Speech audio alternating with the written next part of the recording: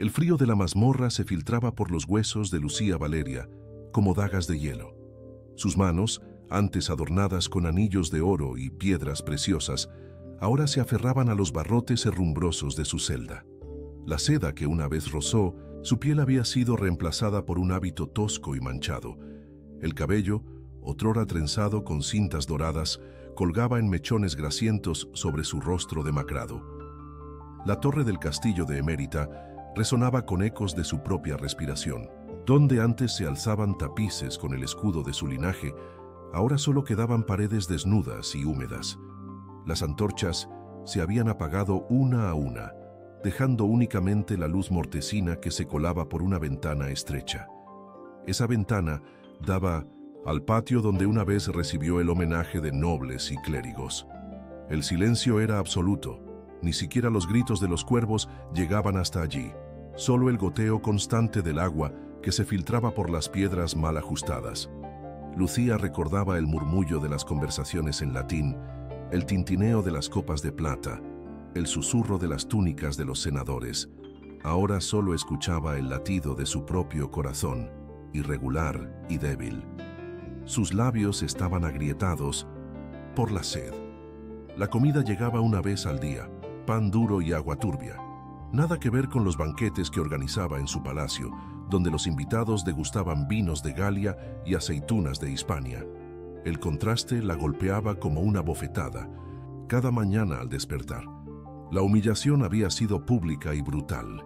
Arrastraron su nombre por el lodo ante toda la corte. La acusaron de traición, de herejía, de conspiración contra el reino. Los mismos nobles que una vez besaron su mano fueron los primeros en arrojar piedras. Los sacerdotes que bendijeron su matrimonio fueron quienes pidieron su condena. Un ratón corrió por el suelo de piedra, deteniéndose a observarla con ojos pequeños y brillantes. Lucía lo miró fijamente. Incluso esa criatura tenía más libertad que ella. Podía ir y venir, buscar comida, elegir dónde dormir.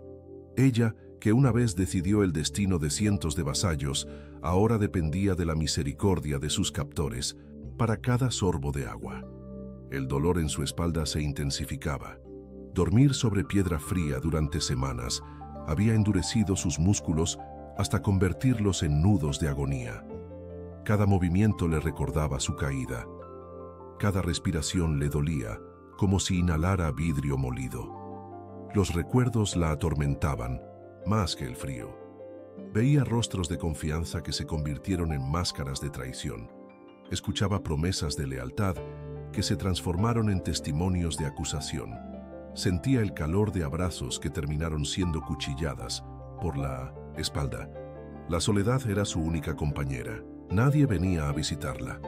Ni siquiera sus antiguos criados se atrevían a acercarse. El miedo había infectado todo su mundo y su nombre se había vuelto maldito. Quienes una vez pronunciaron Doña Lucía con reverencia, ahora lo susurraban con horror. Sus uñas, antes cuidadas por las mejores siervas, estaban rotas y sucias.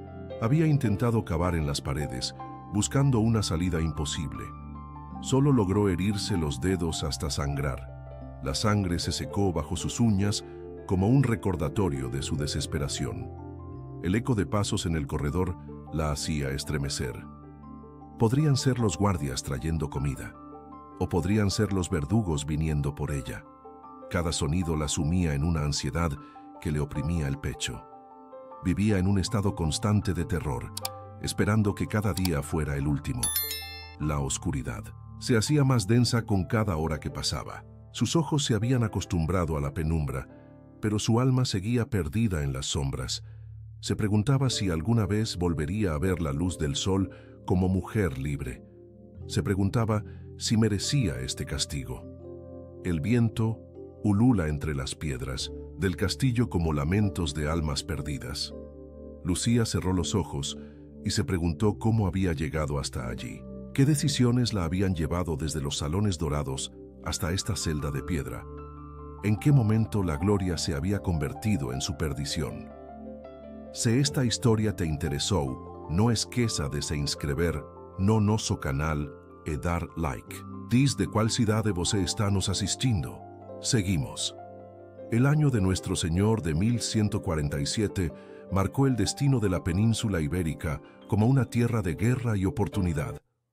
Los reinos cristianos avanzaban hacia el sur, reconquistando territorios que habían permanecido bajo dominio musulmán durante siglos. En medio de este torbellino, la antigua ciudad de Emérita se alzaba como una joya estratégica en el Reino de León, codiciada por su posición junto al río y sus murallas romanas aún imponentes.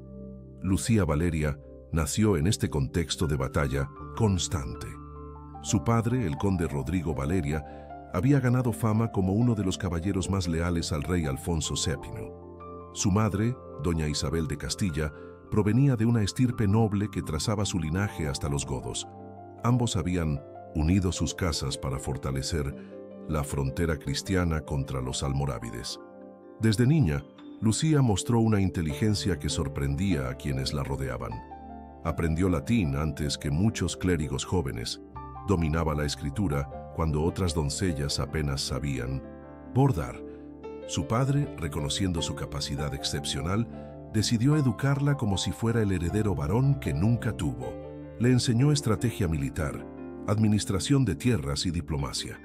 Los muros del castillo de Emérita resonaban con las lecciones que recibía. Maestros llegados de Salamanca le enseñaban historia antigua y derecho canónico. Antiguos guerreros le explicaban tácticas de asedio y formaciones de batalla. Mercaderes judíos le mostraban el arte del comercio y las finanzas.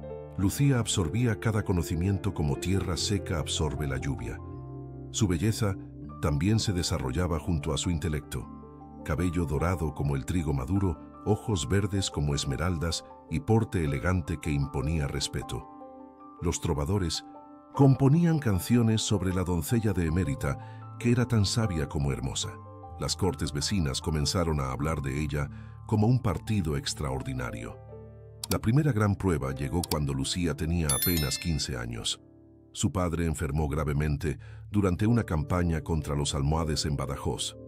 Los médicos diagnosticaron fiebres que no cedían y heridas que se infectaban.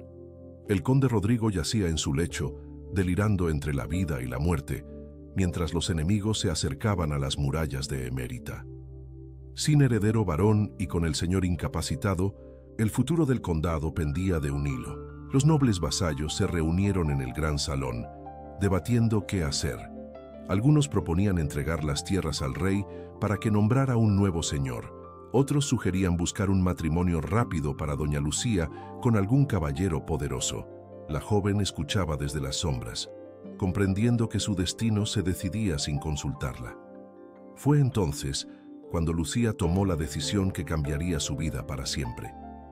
Entró al salón con paso firme, vestida con las armas ceremoniales de su padre y portando el sello del condado. Los nobles se quedaron en silencio, sorprendidos por su audacia. Con voz clara y autoridad natural, declaró que asumiría la regencia hasta que su padre sanara. Los murmullos de protesta comenzaron de inmediato. Una mujer no podía gobernar, era contrario a las leyes divinas y humanas. Pero Lucía había preparado su respuesta. Citó precedentes históricos de reinas guerreras como Urraca de León.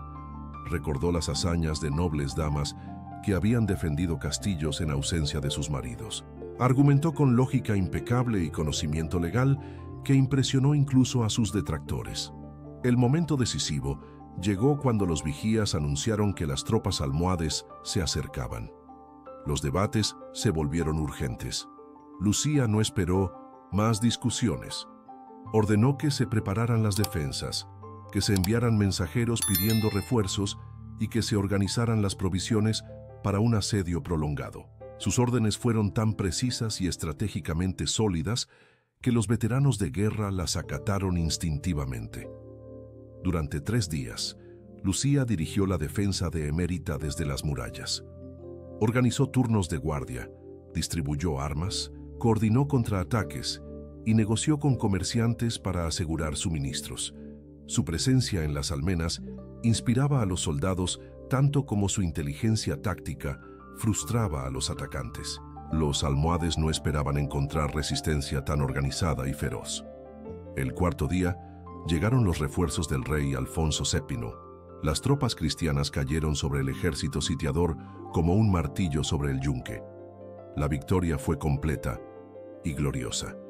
Los cronistas escribirían después que la doncella de Emerita había salvado una de las llaves de la reconquista con su valor y sabiduría.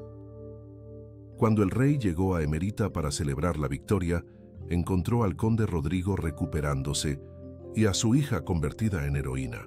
Alfonso VII, impresionado por lo que había logrado una joven de 15 años, tomó una decisión sin precedentes.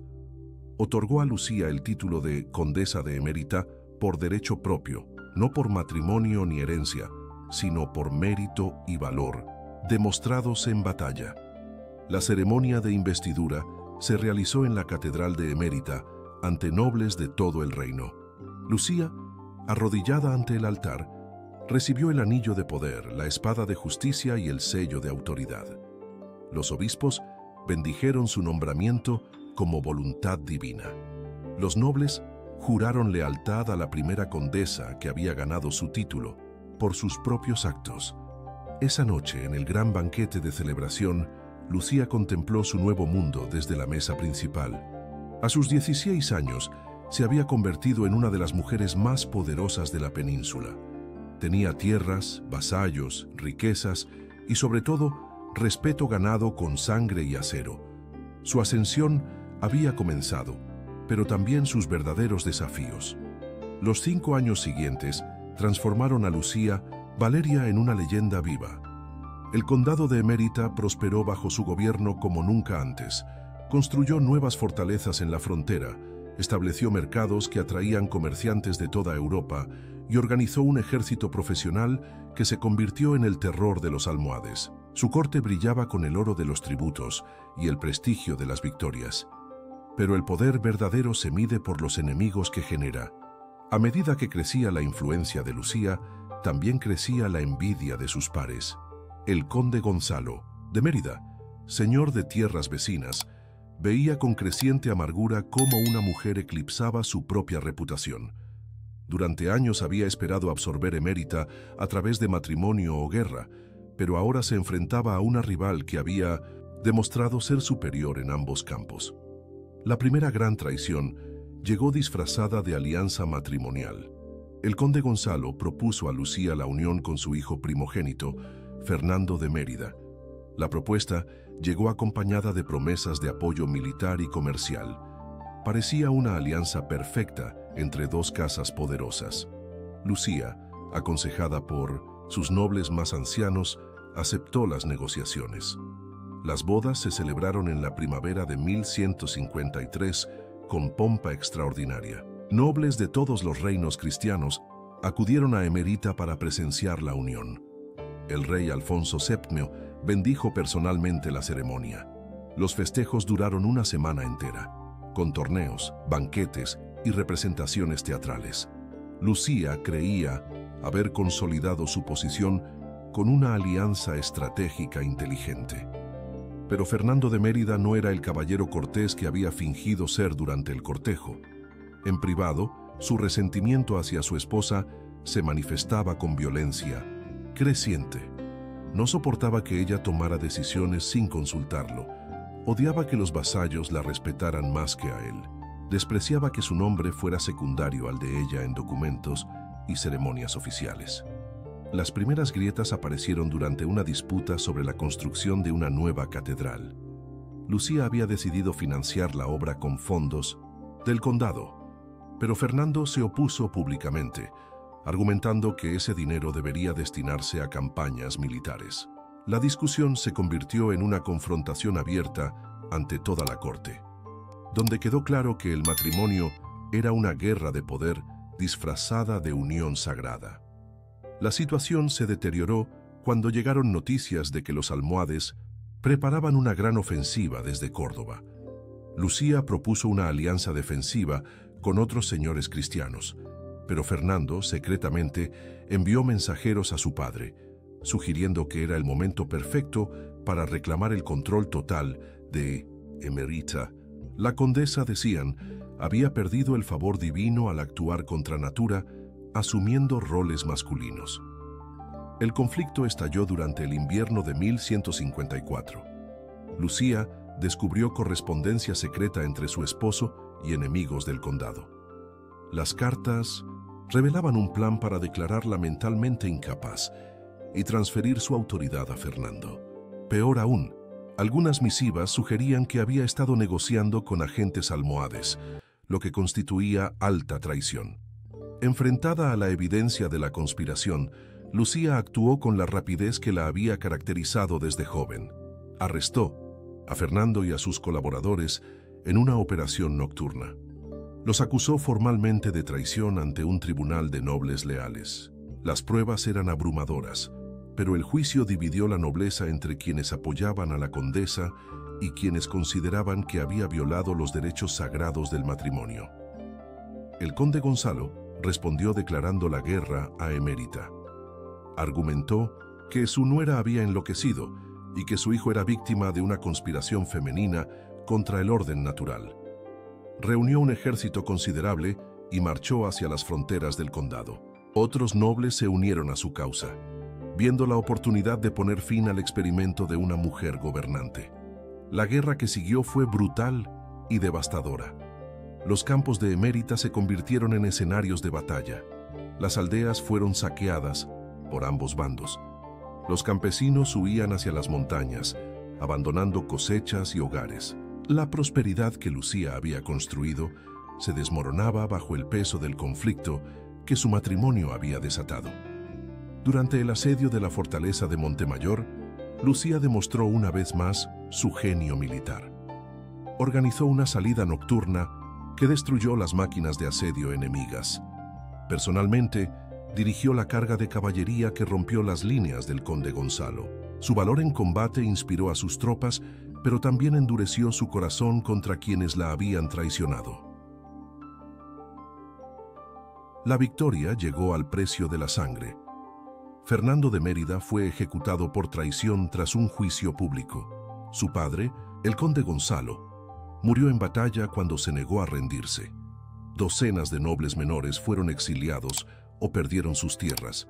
Lucía había salvado su condado, pero había aprendido que el poder se mantiene solo a través de la fuerza y que la misericordia puede ser interpretada como debilidad. El conflicto transformó a Lucía de gobernante sabia en señora de guerra implacable. Ya no confiaba en alianzas matrimoniales ni en la lealtad de los nobles. Rodeó su corte de soldados profesionales leales solo a ella. Estableció una red de espías que vigilaba cada movimiento de sus vasallos. Su gobierno se volvió más eficiente, pero también más frío y calculador. La guerra había terminado, pero sus consecuencias apenas comenzaban. Lucía había demostrado que podía vencer a cualquier enemigo, pero el precio de la victoria había sido su propia humanidad. El matrimonio que debía asegurar su futuro se había convertido en la fuente de su primera gran crisis, y la sangre derramada había manchado para siempre su reputación de gobernante justa. En el silencio de su castillo tras la victoria, Lucía contemplaba los retratos de sus enemigos caídos. Se preguntaba si Fernando había sido realmente un traidor o simplemente un hombre que no pudo aceptar el mundo que ella representaba. Pero ya era demasiado tarde para dudas. La guerra había comenzado y ella había elegido el camino de la supervivencia, sin importar el costo. Los años que siguieron a la guerra civil convirtieron a Lucía en la señora más temida y respetada de la península ibérica. Su corte en Emérita rivalizaba con la del propio rey en magnificencia y poder. Embajadores de Francia, Inglaterra y los estados italianos llegaban para negociar tratados comerciales. El Papa Adriano IV la llamaba hija predilecta de la Iglesia, por sus generosas donaciones y su defensa de la cristiandad.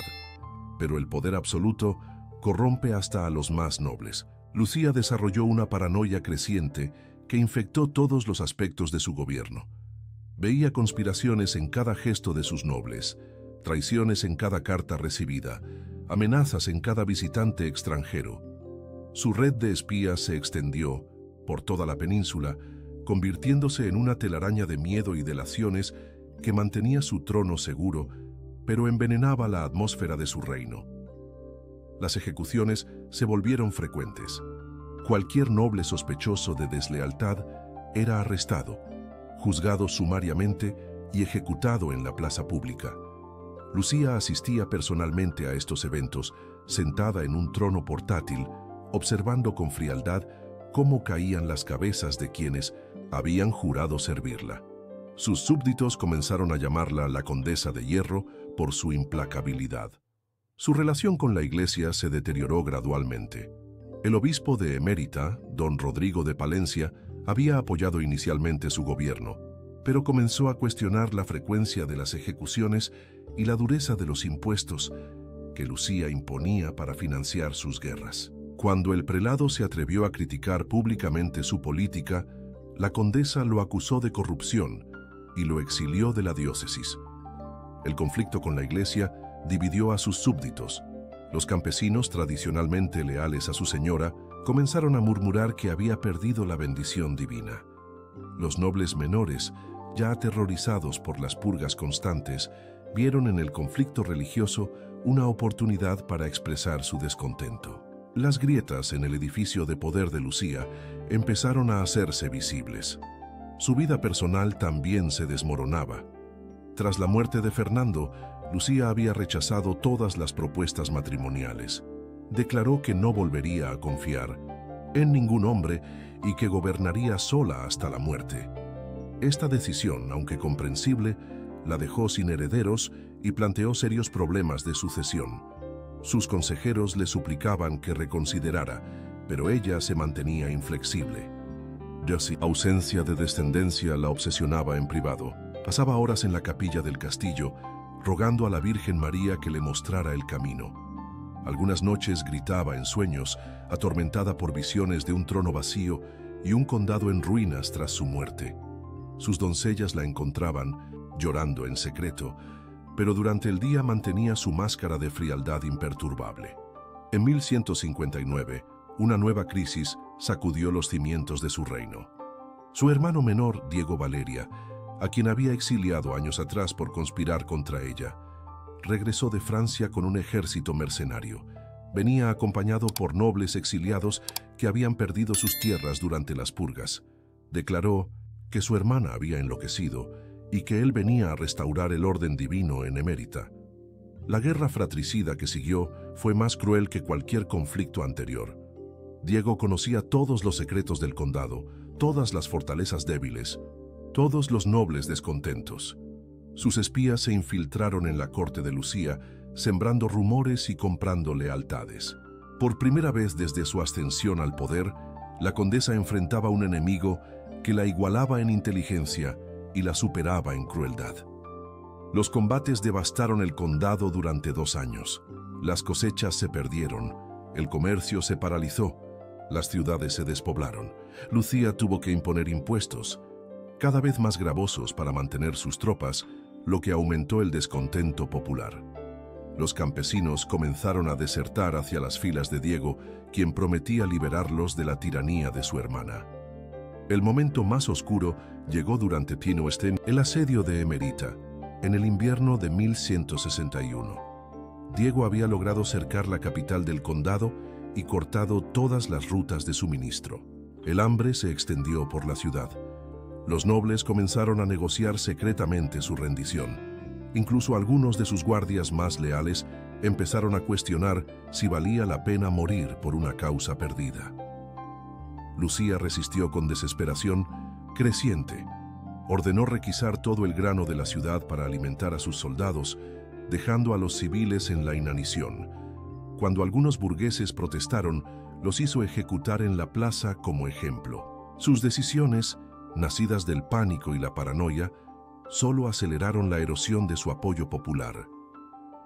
La traición final vino de donde menos lo esperaba. Su primo y mano derecha, el conde Álvaro de Trujillo, quien había sido su más fiel aliado, durante 15 años, negoció secretamente con Diego la entrega de la ciudad. A cambio, recibiría el perdón y la conservación de sus tierras. La noche del 13 de febrero de 1162, Álvaro abrió las puertas de Emérita a las tropas enemigas.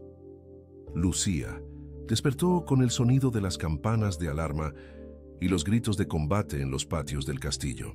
Sus guardias corrían en todas direcciones, algunos luchando, otros huyendo, la mayoría simplemente confundidos por la traición súbita. Desde su ventana vio las antorchas de los invasores acercándose a la torre principal. Su reino de hierro se desmoronaba en una sola noche. En sus últimas horas de libertad, Lucía comprendió la amarga ironía de su destino. Había construido un reino basado en el miedo y la desconfianza, y ahora ese mismo miedo se volvía contra ella. Los nobles que había aterrorizado la abandonaban. Los súbditos que había oprimido la rechazaban. Incluso su propia familia la traicionaba. Mientras se vestía con su armadura ceremonial para enfrentar su destino, Lucía reflexionó sobre el precio del poder absoluto.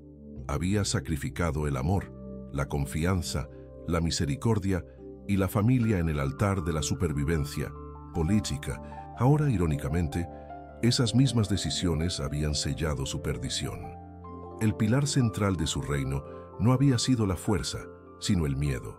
Y cuando el miedo cambió de bando, todo se desplomó como un castillo de naipes.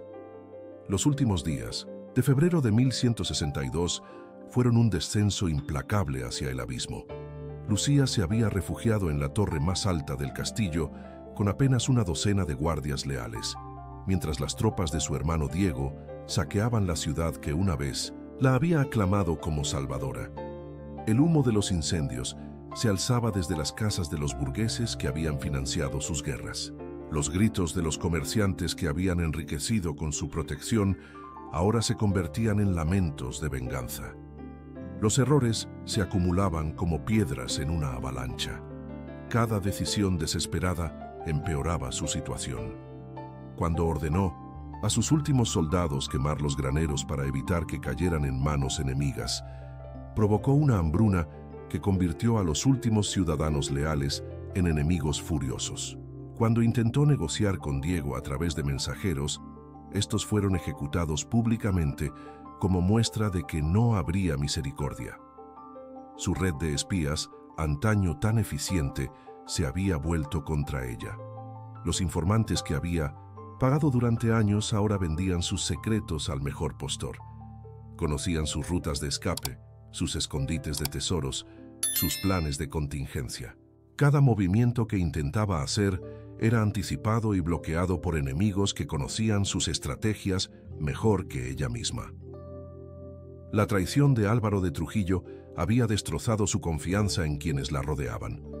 Veía conspiraciones en 1900, las miradas de sus propios guardias. Sospechaba que sus doncellas envenenaban su comida.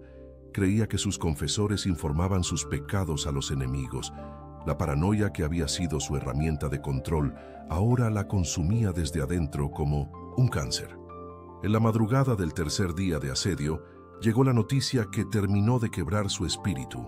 Su capitán de guardias, Sancho de León, el hombre que había jurado protegerla hasta la muerte, había desertado durante la noche, llevándose consigo a la mitad de los soldados restantes.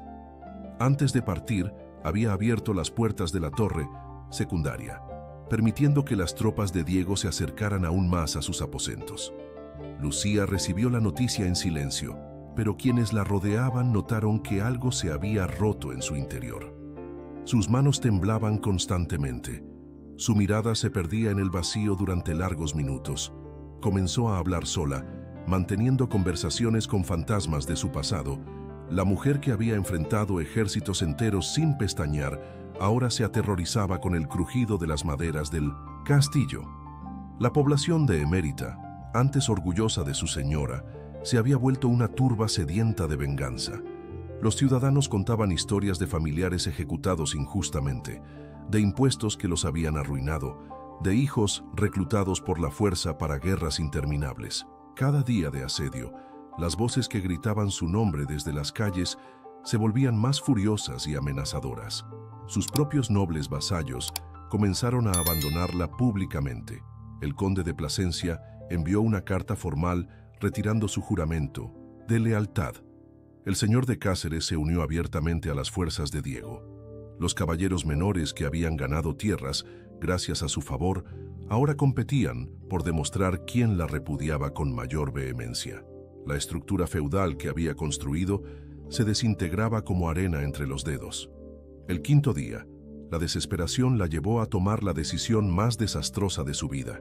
Ordenó incendiar la catedral de Emérita, argumentando que si no podía gobernar la ciudad, nadie más lo haría. El fuego que había pretendido ser un acto de desafío se convirtió en el símbolo de su locura. Ver arder el templo que había financiado con sus propias riquezas fue la imagen que convenció incluso a sus últimos partidarios de que había perdido la razón. La respuesta popular fue inmediata y feroz. Los ciudadanos que aún permanecían, neutrales, se alzaron en una revuelta espontánea. Atacaron las propiedades que aún conservaba en la ciudad, destruyeron sus estatuas y retratos, profanaron la tumba de su padre en la cripta familiar. La rebelión que había temido durante años finalmente había estallado, pero no dirigida por nobles ambiciosos, sino por el pueblo llano que había perdido toda esperanza en su gobierno. Sus últimos consejeros la abandonaron esa misma noche. El viejo mayordomo que había servido a su familia durante décadas huyó llevándose las joyas del tesoro familiar.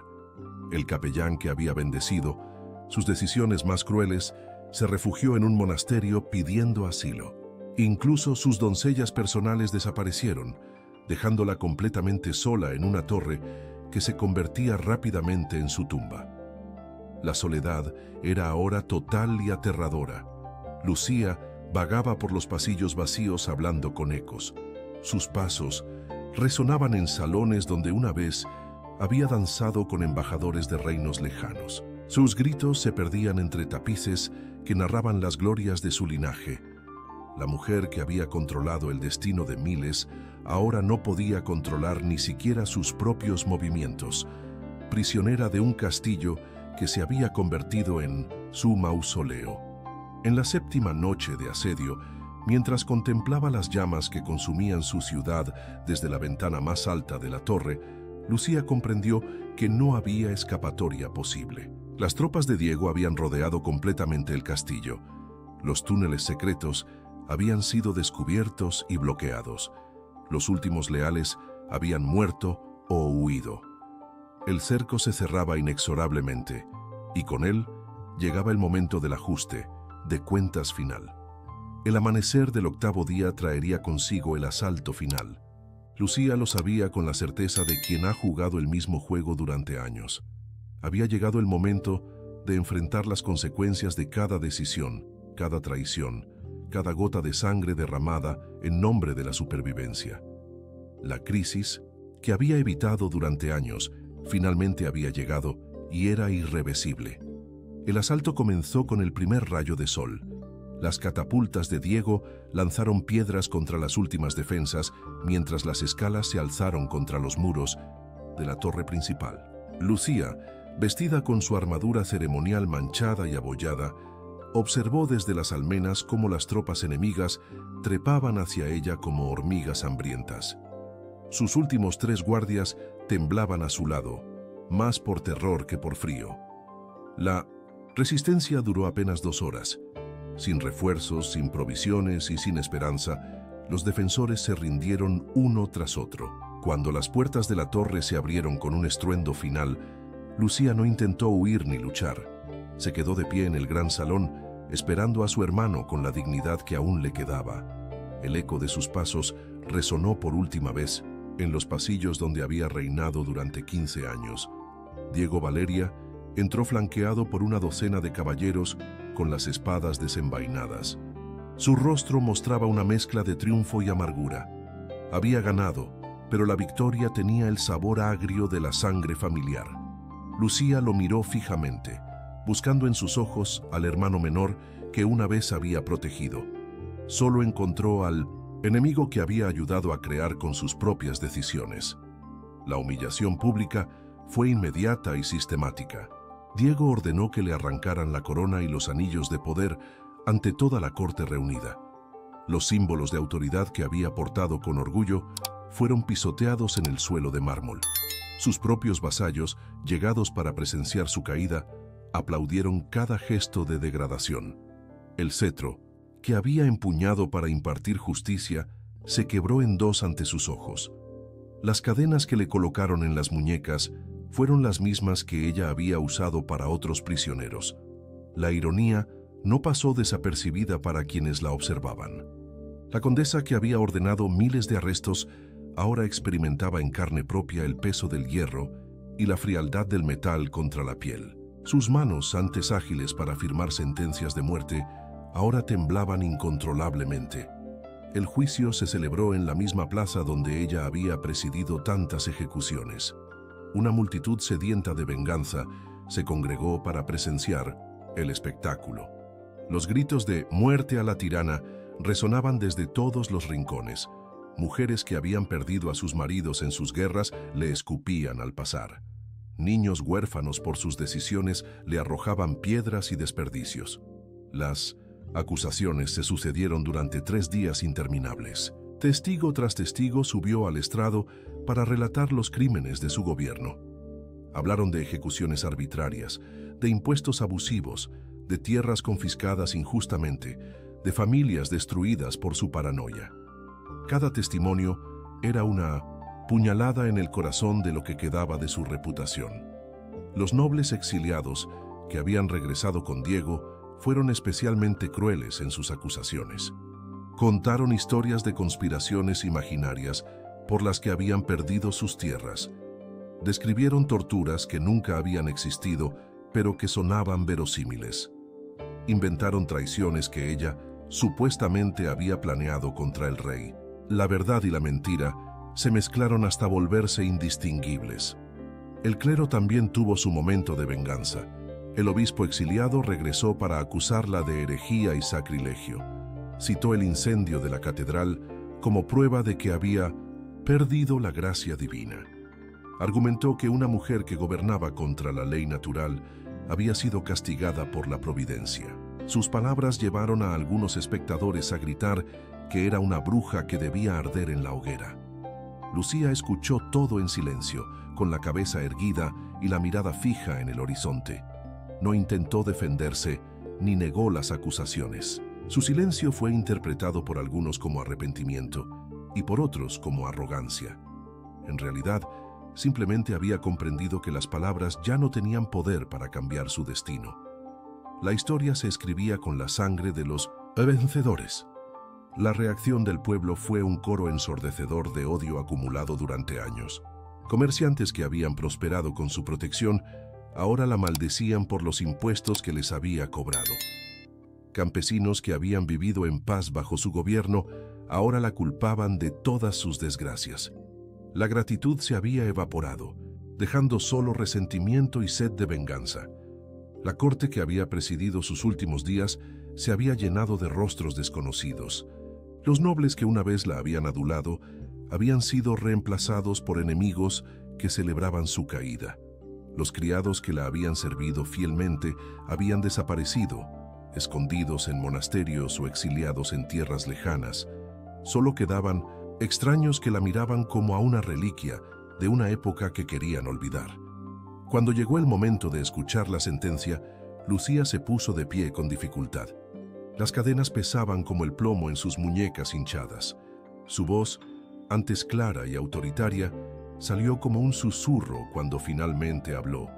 Pidió únicamente que su muerte fuera rápida y que permitieran enterrar su cuerpo junto al de su padre. Incluso en la derrota, intentaba negociar. Diego la miró largamente antes de pronunciar las palabras que sellarían su destino. La acusó formalmente de alta traición, asesinato, tiranía y sacrilegio. La sentenció a muerte por decapitación, como correspondía a su rango noble, aunque muchos en la multitud gritaban que merecía la hoguera como una vulgar criminal. La ejecución se realizaría al amanecer del día siguiente en la misma plaza donde había comenzado su juicio. Esa última noche, en una celda húmeda bajo el castillo que una vez fue suyo, Lucía finalmente lloró. No por miedo a la muerte, sino por la comprensión total de cómo había llegado hasta allí. Cada decisión había parecido lógica en su momento. Cada ejecución había sido justificada por la necesidad. Cada traición había sido respuesta a otra traición. Pero al final, La lógica del poder la había llevado exactamente donde estaba, sola, odiada y condenada. El verdugo que vendría por ella en unas horas era el mismo hombre que había ejecutado a sus enemigos por órdenes suyas. La rueda había completado su giro, y la justicia que había administrado con mano de hierro ahora caía sobre su propio cuello. En la oscuridad de su celda, Lucía esperó el amanecer que traería el final de la historia que ella misma había escrito con sangre. El 15 de marzo de 1162, con las primeras luces del alba, las campanas de Emérita doblaron a muerte. Lucía Valeria caminó hacia el cadalso con paso firme, rechazando la venda que le ofrecían para cubrir sus ojos. Quería ver el rostro de la multitud que había gobernado durante 15 años. Quería mirar a los ojos de aquellos por quienes había luchado y que ahora celebraban su fin. El hacha cayó con un sonido seco que resonó por toda la plaza. La cabeza de la última condesa de Emérita rodó sobre las mismas piedras donde había impartido justicia. Su sangre se mezcló con la tierra que una vez había defendido con fiereza. Los gritos de júbilo de la multitud se alzaron hacia el cielo, como si celebraran la liberación de una maldición antigua. Su cuerpo fue enterrado en una fosa común, lejos del mausoleo familiar donde descansaban sus antepasados. Diego ordenó que no se erigiera lápida alguna que recordara su nombre. Quería que Lucía Valeria desapareciera de la historia como si nunca hubiera existido. Quería que su memoria se borrara igual que se borra la tinta mojada por la lluvia. Los cronistas de la época escribieron sobre ella con plumas empapadas en veneno. La describieron como una usurpadora que había violado las leyes divinas al gobernar como hombre. Inventaron historias de pactos demoníacos que explicaran su ascensión al poder. Crearon leyendas de brujerías y herejías que justificaran su caída. La mujer real desapareció bajo capas de propaganda y mentiras. Pero las consecuencias de su gobierno perduraron mucho más que su memoria difamada. Las reformas administrativas que había implementado demostraron ser tan eficientes que Diego las mantuvo intactas. El sistema de impuestos que había creado siguió financiando las arcas del condado durante décadas. Las fortificaciones que había construido protegieron la frontera cristiana durante generaciones enteras. Su red comercial sobrevivió a su muerte y se expandió por toda la península. Los mercaderes que había protegido continuaron prosperando bajo el nuevo régimen. Las rutas que había establecido se convirtieron en arterias vitales del comercio medieval. Irónicamente, los cimientos económicos de su tiranía se transformaron en las bases de la prosperidad que disfrutaron sus sucesores. Los métodos de gobierno que había desarrollado fueron copiados por otros señores feudales de la época. Su sistema de espías se convirtió en modelo para las cortes de León y Castilla. Sus tácticas militares fueron estudiadas en escuelas de guerra. Su forma de administrar justicia, aunque brutal, era reconocida como eficaz. Los mismos enemigos que la habían derrotado adoptaron sus innovaciones. Diego Valeria, el hermano que la había destruido, gobernó Emérita usando exactamente los mismos principios que había condenado en ella. Mantuvo la misma estructura de poder centralizado. Conservó los mismos consejeros y métodos administrativos. Incluso empleó la misma dureza contra sus enemigos. La única diferencia era que él tenía la legitimidad de ser hombre en una sociedad que despreciaba el poder femenino. Los campesinos que habían celebrado su muerte pronto comenzaron a añorar los días de su gobierno. Bajo Diego, los impuestos aumentaron en lugar de disminuir. Las guerras se multiplicaron en lugar de acabar. La prosperidad que habían conocido bajo la tirana se desvaneció como humo al viento. Empezaron a susurrar que tal vez Lucía no había sido tan mala después de todo. Las mujeres nobles de generaciones posteriores encontraron en su historia una inspiración secreta y peligrosa. Aunque públicamente la condenaban como ejemplo de lo que no debía hacerse, en privado estudiaban sus métodos y admiraban su audacia. Algunas copiaron sus estrategias para influir sobre sus esposos y hermanos. Otras usaron su ejemplo como prueba de que las mujeres podían gobernar tan bien como los hombres.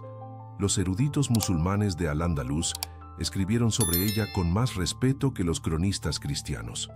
Para ellos, una mujer gobernante no era una aberración, sino una posibilidad reconocida por el Corán. Describieron su inteligencia militar y su habilidad política como cualidades admirables. Sus escritos preservaron una imagen más equilibrada de su legado. 50 años después de su muerte, cuando las pasiones se habían enfriado y los testigos directos habían muerto, algunos cronistas comenzaron a revaluar su figura. Escribieron que había sido víctima de su época, tanto como artífice de su destino. Reconocieron que muchas de las acusaciones en su contra habían sido exageradas o inventadas por sus enemigos. La gran ironía histórica se reveló un siglo después de 1900, su muerte.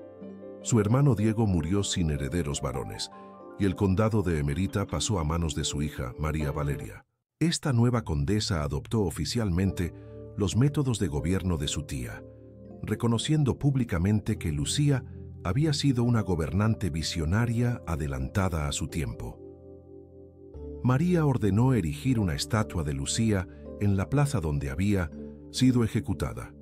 La inscripción decía: Lucía Valeria, primera condesa de Emérita, quien gobernó con fiereza, porque su época no conocía otra forma de respetar el poder femenino. La historia había completado su círculo, y la memoria condenada renacía como ejemplo de valentía y determinación. El juicio final de la historia fue complejo y matizado. Lucía Valeria había sido una tirana ciertamente, pero también una pionera. Había abusado del poder, pero también había demostrado que una mujer podía ejercerlo con la misma eficacia que cualquier hombre. Había cometido crímenes, pero también había defendido la cristiandad y prosperado su tierra. Su legado se resumía en una paradoja que definiría a muchas figuras históricas posteriores. Había hecho cosas terribles por razones comprensibles, en un mundo que no le daba alternativas. Su historia era la de una mujer que había elegido ser odiada antes que ignorada, temida antes que despreciada, recordada antes que olvidada. En los anales de la historia medieval ibérica, el nombre de Cientos Noris, Lucía Valeria, permaneció como recordatorio de que el poder no tiene género, pero las sociedades que lo juzgan sí lo tienen. Su vida y muerte ilustraron tanto las posibilidades como los límites de la ambición femenina en una época que aún tardaría siglos en reconocer la igualdad. Fim da história. E você, nobre espectador, que caminhou conosco pelos salões sombrios da história, o que leva consigo dessa jornada? Se esta narrativa te tocou, inscreva-se no canal, deixe seu like e compartilhe com quem ama história viva e intensa. E não perca o próximo episódio. Falaremos sobre a ascensão e queda do imperador Frederico Barbarossa. Nos vemos lá.